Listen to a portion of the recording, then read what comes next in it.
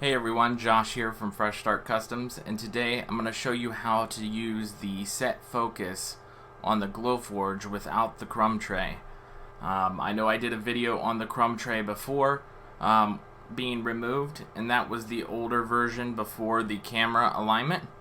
So if you haven't done the camera alignment, go ahead and do that first. I'll put that link in the description below, as well as the old video of not using the crumb tray without the camera alignment. That way you have both of those that you can look back on.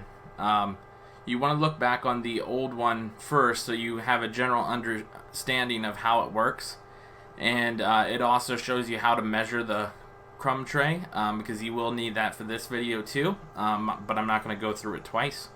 So watch that first half there, measure your crumb tray, know how high it is.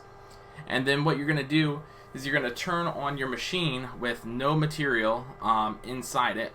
As you see, I've already got my material inside here. You're going to turn it on without your crumb tray in and no material inside. You're going to let the camera align and focus. And then you'll put your material inside once the machine's all the way turned on and back in its home position.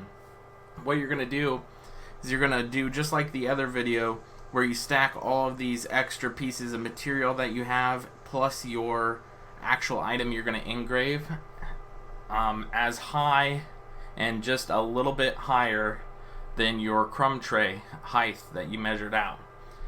This way the set focus can actually focus it and tell how high it is and then engrave it properly.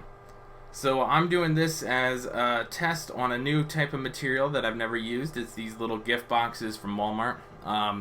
So I just took a guess at 1,000 speed, 7 power. So hopefully that's deep enough, and hopefully it's not too deep.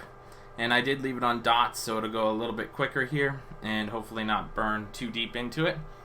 So I'm going to go ahead and show you this now. We're going to go up to this gear symbol, and we'll hit set focus. And you want to choose kind of the middle area of your engrave. And your machine, as you can hear it, is going to home to the center, and then it's going to throw a red dot on your material. And as long as it hit the top of your material, which I believe it did there, it'll focus. You see my camera just shift there.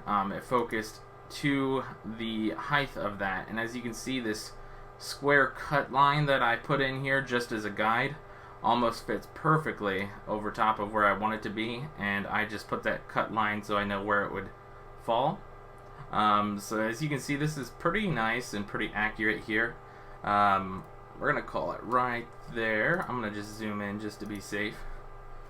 Yeah, we can go down just a smidge more. That looks pretty perfect there. So the box is 3.5 inches by 3.5 inches, so I just made that box around it. I threw an engrave inside there.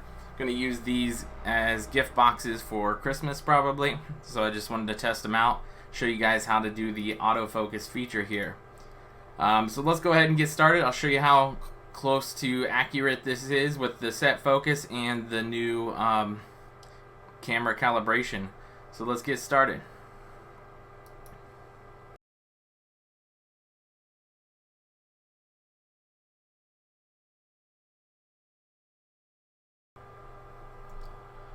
Alright, as you guys can see, I went ahead and changed the settings there because I tried it with 7 power first, just cut that portion out of the video because it barely scratched the surface. So I bumped it up to 25. It looks like I could have went even higher, maybe like 35 power.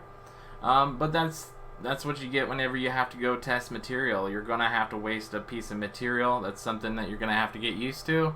And I mean, if you're going to actually test something, I would definitely test like maybe an actual pattern or squares and like the corners of the area, so you save material if it's like wood.